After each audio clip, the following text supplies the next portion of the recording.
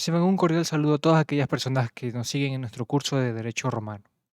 Continuando con la unidad 4, de que son el derecho sucesorial, tenemos el tema 2, que son las controversias. Ya habíamos definido qué eran las controversias y qué pasaba con las figuras que aparecían. Ahora vamos a ver los sistemas procesales del derecho romano. Cómo existen diferentes sistemas procesales como el magistrado, el jurado, el notariado y todo lo que conlleva los sistemas que nos ayudan a solucionar controversias. Sin más que decir, empecemos. Tenemos como tal que definir antes que nada el sistema procesal, que consiste. En nuestro sistema procesal, la dirección del proceso le corresponde al juez. Importante este de aquí, que la dirección del proceso le corresponde al juez. Ojo, presten atención. Quien debe impulsar el proceso desde su inicio hasta su culminación. En negrita, pónganle mucha atención. En el mínimo de actos posibles y de manera dinámica y sin demora.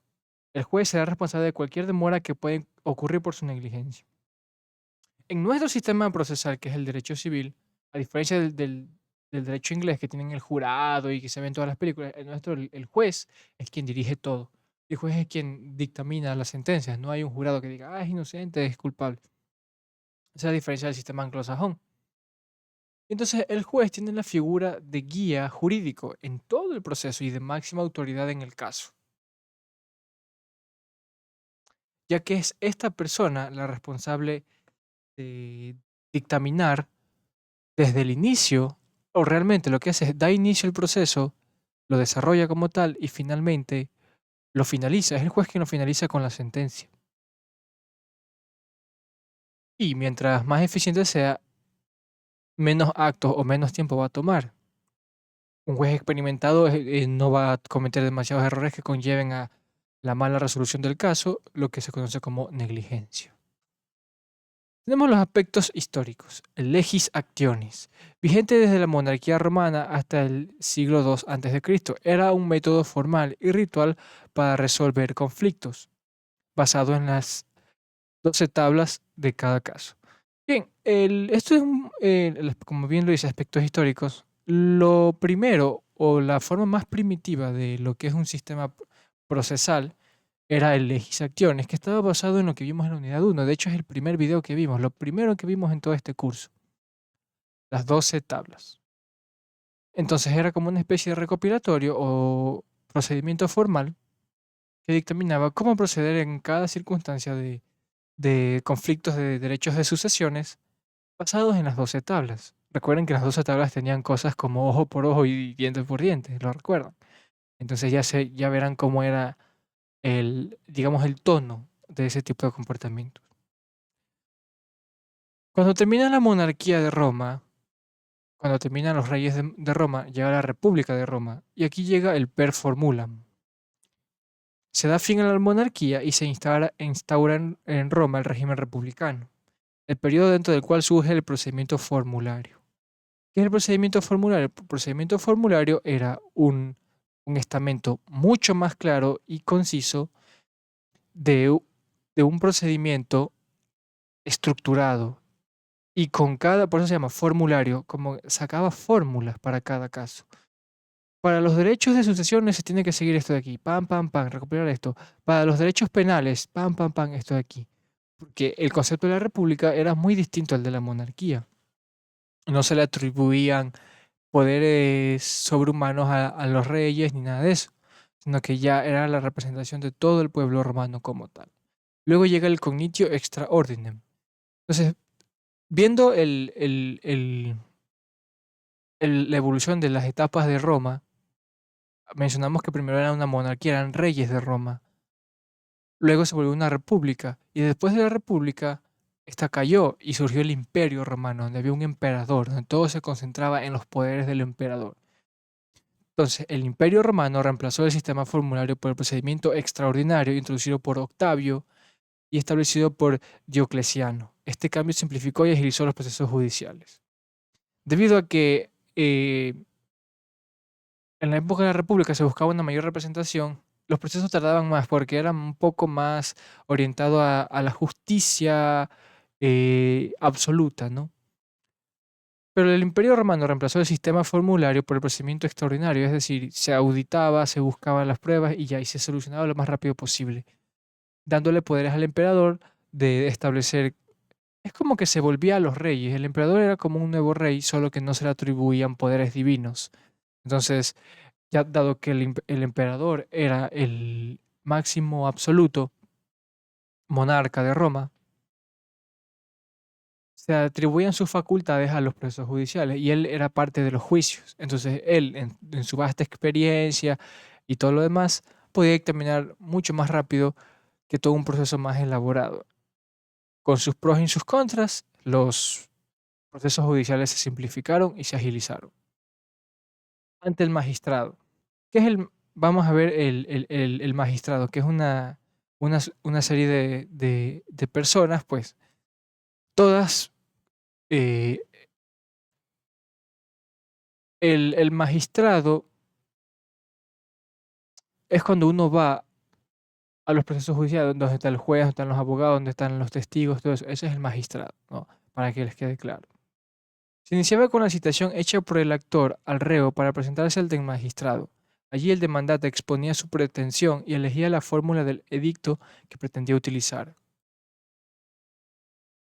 El demandado contestaba a la pretensión del actor y con ello se trataba al litis. Litis contestiato. O sea, se hacía la litigia. Luego el magistrado redactaba la fórmula, que era el documento escrito que dirigía al juez, delimitándole la cuestión cuya resolución le encomendaba. Este último podía abstenerse a resolver argumentando que no veía claro en el asunto.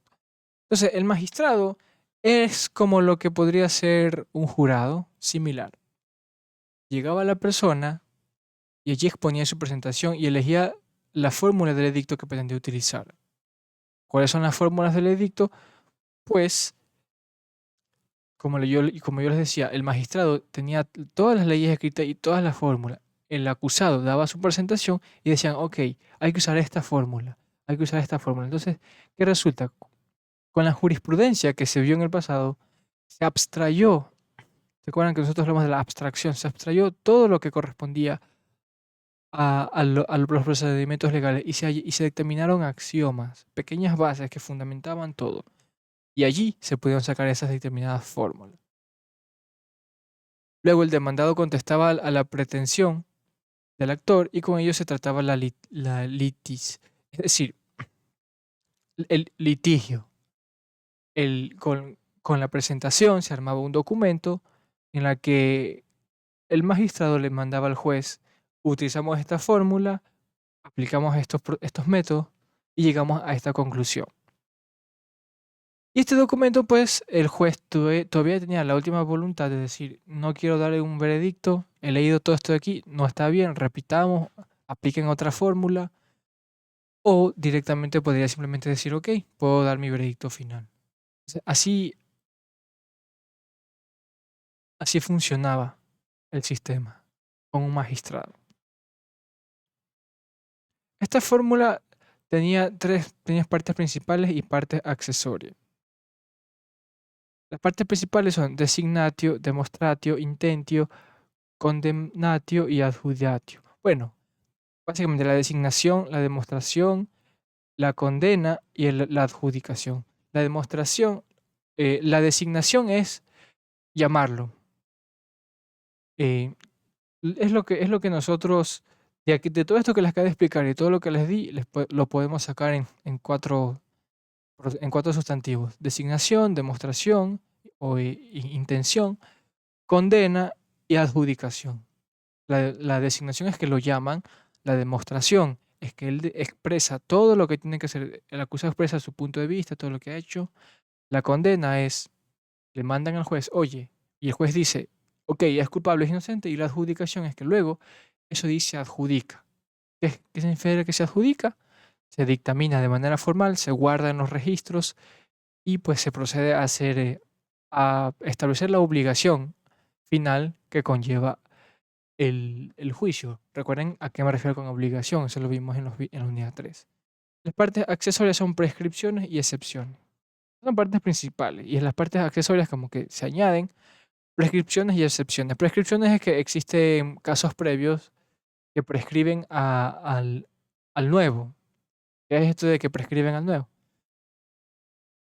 Pues que si el condenado ya ha estado previamente en otros casos, ya ha sido condenado previamente, se tiene el resumen o la bitácora de lo que pasó. Entonces, eso se prescribe, porque con eso tú determinas eh, cómo se comportó, cómo es el proceder de esa persona, generalmente qué es lo que esa persona es lo que suele ocurrir con esa persona cuando está en juicio. Entonces, eso es un accesorio.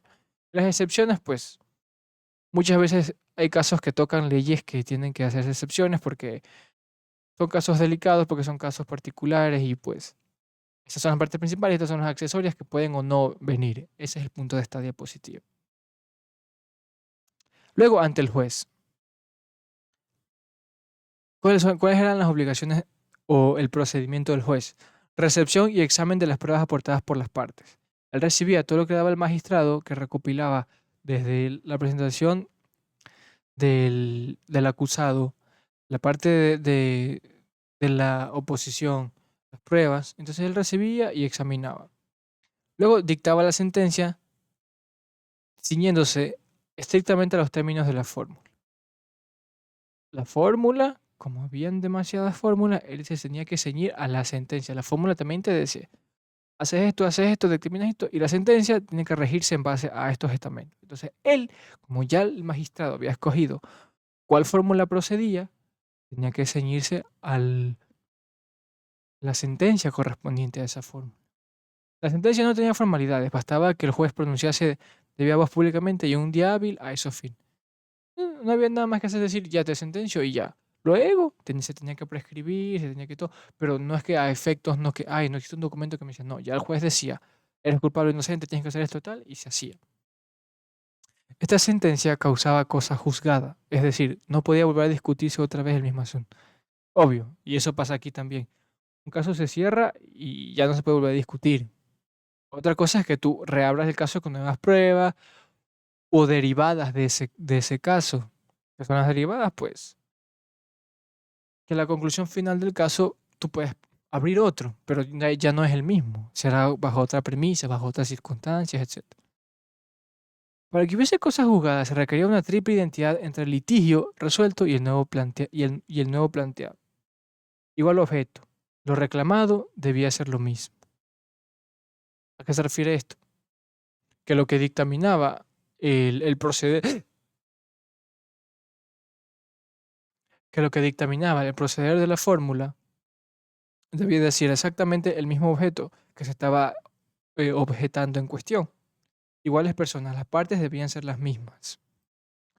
Lo mismo, las personas tienen que ser iguales, es decir, lo que estaba escrito en los documentos, el juez tenía que asegurarse de que no había ningún error en el proceso, de que no hayan malas interpretaciones, de que no se hayan confundido el objeto de las personas y la causa. El fundamento legal debía ser igual. Todo esto tenía que cerciorarse el juez para ver si no necesariamente el magistrado haya cometido errores, sino todo el proceso de recopilación sea conciso a lo que realmente era el caso. Igual objeto, igual persona, igual causa. Todo tiene que ser igual, todo tiene que estar correlacionado. No pueden mencionar un carro si el problema era con una vivienda. Aunque se aplique la misma fórmula, estás desvirtuando el caso porque se puede llegar a interpretar como que son cosas diferentes y tiene que ser respecto al caso que es. Ok, con esto hemos llegado al final de este video. ¿Qué podemos concluir aquí? Que el sistema procesal conlleva una serie de pasos a seguir para poder desarrollar un veredicto final. Hemos visto los aspectos históricos y cómo estos fueron cambiando hasta llegar a uno mucho más ágil y preciso, que es el magistrado, cuáles son sus funciones y el papel fundamental que ellos conllevan ante el caso. Asimismo que el juez es una figura de autoridad pura y es él quien decide al fin y al cabo, y quien tiene que llevar a cabo todas las direcciones del caso. Como pueden apreciar o quizás como pueden saber, así es como funciona nuestro sistema ecuatoriano. Muy similar, quizás con algunas excepciones, con algunas diferencias, pero nosotros no somos como el derecho anglosajón o como otros derechos. Somos el derecho civil, que parte del derecho romano, es el que más influenciado está en el derecho romano. Ahora, sabiendo cómo son estas directrices de los casos que funcionaban en el derecho romano, podemos construir mucho más a futuro. Por eso ya será para otros cursos. Nosotros nos enfocamos en el derecho romano. Cada vez estamos avanzando más, ya nos quedan solo 2 subtemas y terminaremos nuestro curso satisfactoriamente.